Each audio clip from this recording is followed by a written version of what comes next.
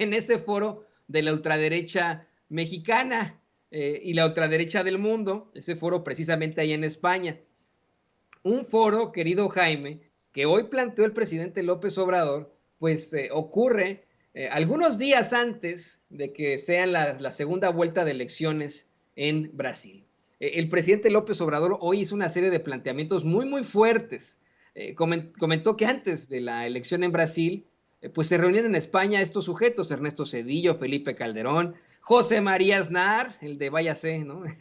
El juez que injustamente encarceló a Luis Ignacio Lula da Silva y, y que el que convocó a todos estos fue don Vargas, ¿no? Bueno, Mario Vargas Llosa, para atacar al populismo en vísperas de las elecciones en Brasil. Y al fin y al cabo, ganó Lula, ¿no? Este es un tema que es medio complejo y que definitivamente yo quería platicar contigo, Jaime, porque acá en Estados Unidos no sabían ni qué hacer.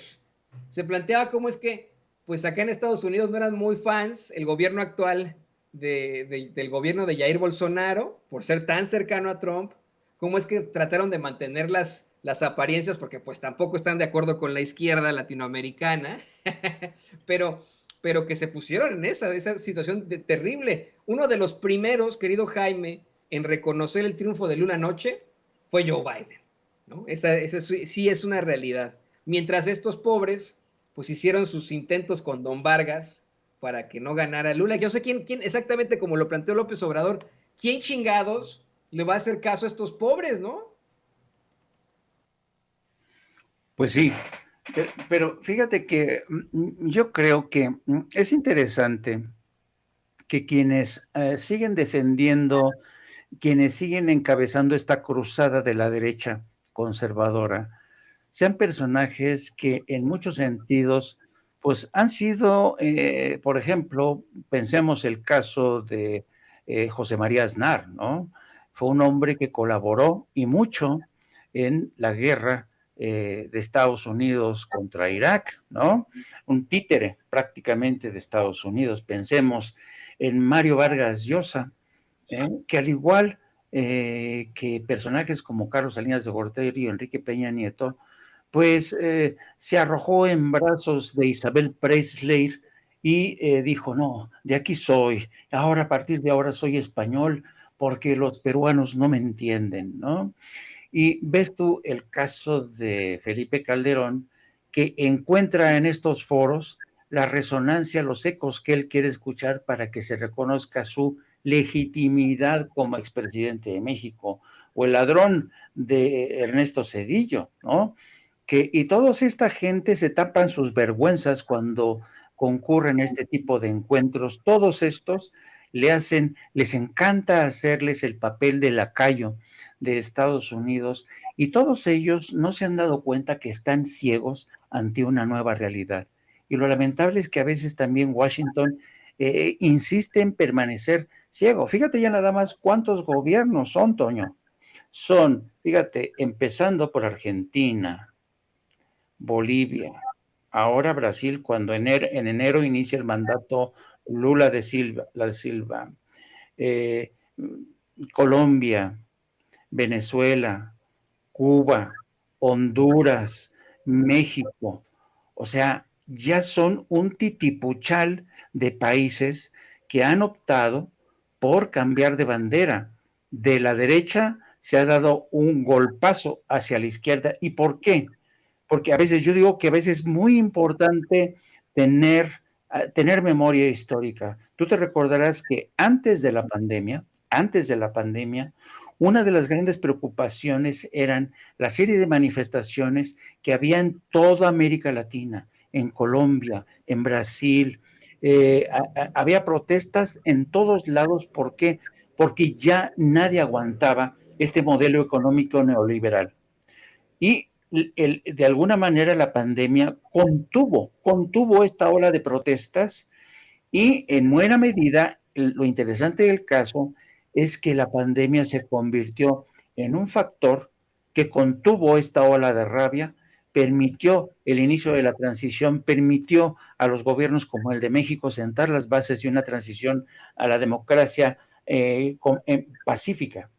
Pero eso no impidió que el cambio, la transición hacia la democracia en distintos países de América Latina siguiera avanzando. Bueno, eso Estados Unidos no lo ha querido reconocer y yo creo que es una gran equivocación. Es una gran equivocación de Washington. Tendrán que recalibrar sus relaciones con el resto de América Latina o mantenerse aislados, porque una de las lecciones que dejó Barack Obama, y Barack Obama por eso decidió reanudar las relaciones con Cuba, fue porque se percató de que quien se estaba aislando en materia política exterior de América Latina no era Cuba, no era Venezuela, sino que era Washington, que insistía en mantener esta campaña, estos bloqueos criminales contra Cuba, contra Venezuela. Perdió a uno de sus aliados más importantes en Colombia. Estados Unidos no se esperaba que iba a perder un aliado como Colombia. Colombia ha sido durante décadas, ha sido el niño consentido de Washington, el enfant chouchou de Washington. Entonces, imagínate, para que ahora hasta Colombia haya cambiado de bandera, es que algo está pasando. Y si Washington no se quiere dar cuenta de lo que está ocurriendo, allá ellos, allá ellos.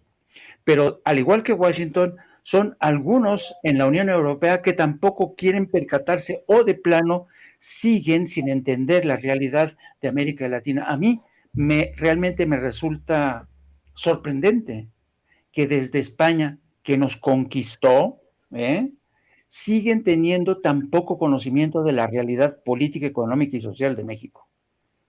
Es increíble cómo España sigue teniendo un elevadísimo déficit del conocimiento de la realidad en México.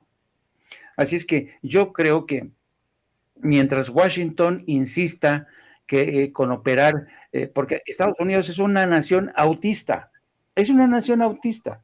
Fíjate, siguen enfrascados en esta disputa entre derecha e izquierda, con una derecha que se ha prácticamente corrido hasta el extremo, con gente como Trump. Y ya hemos visto en Brasil, y es lo que decía el presidente esta mañana, qué fabuloso sistema electoral de Brasil, que a pesar de los ardides, de las argucias de Bolsonaro, para bloquear autobuses que iban a votar, a pesar de ese bloqueo de muchos electores en determinadas partes de Brasil, la mayoría ganó. O sea, realmente merece ser estudiado este caso de Brasil, que a pesar de las interferencias de Bolsonaro, se impuso la mayoría.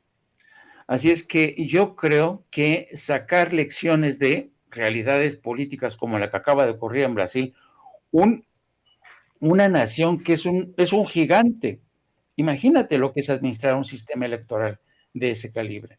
Entonces yo creo que sí, el INE, los diputados de las 3, de las 4 o 5 formaciones deberían viajar a Brasil para ver cómo opera este sistema, para que vean que el sistema electoral mexicano, el INE mexicano, es perfectible, y no se monten en su macho por órdenes de Claudia X González de que no quieren cambios.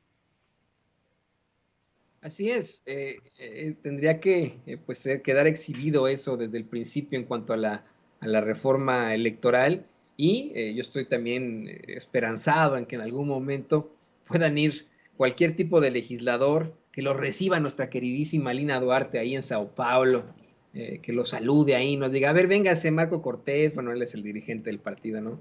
O no sé, no, véngase Xóchitl Gálvez, le voy a enseñar cómo fue el sistema electoral y cómo actuó este sistema electoral en las elecciones, cómo es que pueden hacer que el INE no pague tanto, ¿no? Entonces estaría interesantísimo eso. Mientras tanto, no me queda más que agradecerte, querido Jaime, por esta iluminación, por habernos pues dado todo parte de tu conocimiento en esta intervención que tienes en Sin Censura. ¿Por qué no nos compartes tus redes sociales para que la gente se ponga en contacto contigo, querido Jaime Hernández? Y a lo mejor, bueno, cuando termines esta transmisión, a lo mejor puedes empezar con el trámite para buscar tu ciudadanía española, porque tu apellido es sefardí, ¿no? Entonces, a lo mejor podrías ahí buscarla como Salinas, ¿no? No, y fíjate que, querido Toyo, que tenía derecho a la nacionalidad. Sí, Yo sí. tenía derecho a la nacionalidad española. Yo viví en España 14 años, ya solamente por ese tiempo yo tendría derecho al pasaporte español, pero en realidad nunca me importó ser cabeza de ratón.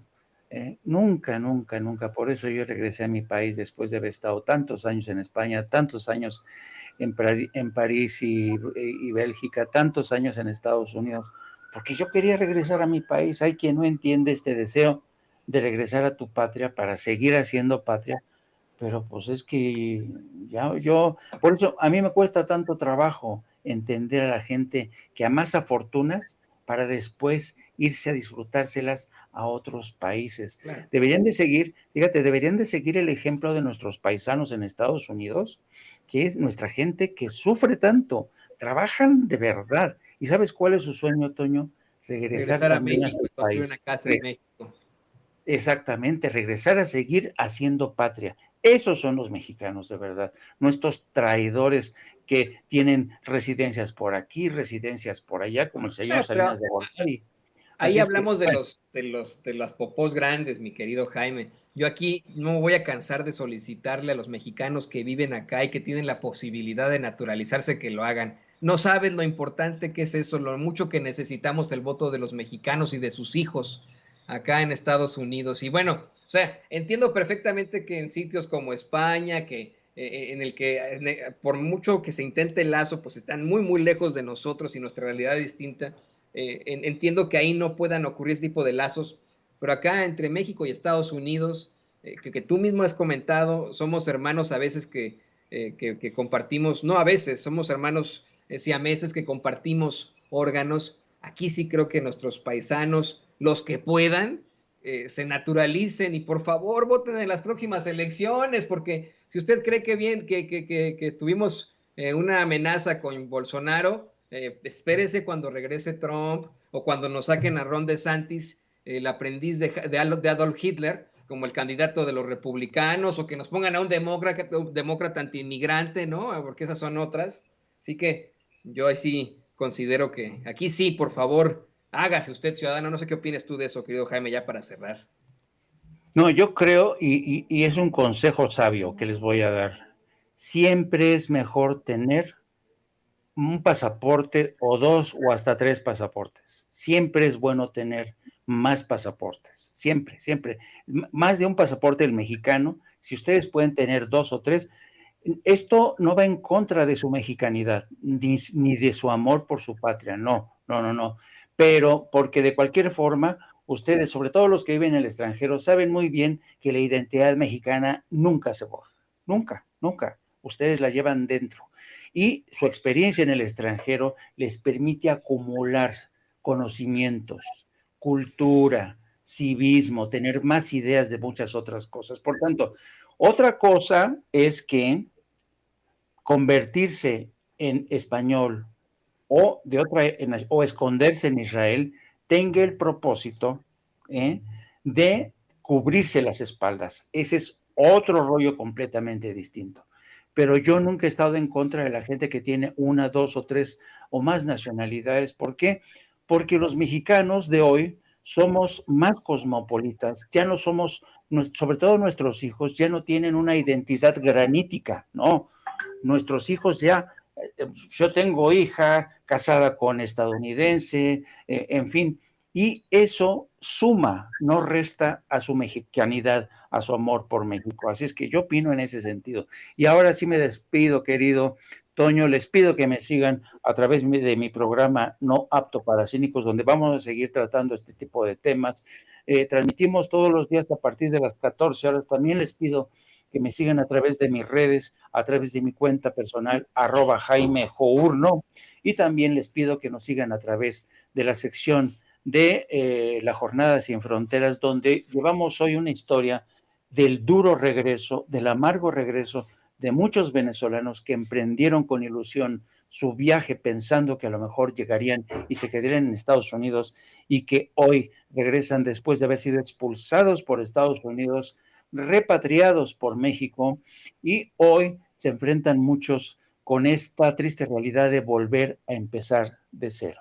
Y sin más, querido Antonio, te mando un abrazo muy fuerte a todo el equipo de producción y saludos, por supuesto, al gran Chete, que ya sé que siempre anda de arriba para abajo. Muchas gracias, querido Jaime. Lo tiene usted, Jaime Hernández, editor de La Jornada Sin Fronteras y gran corresponsal de guerra aquí en Sin Censura, pero sobre todo un gran periodista mexicano. Ahí está, mi querido Jaime.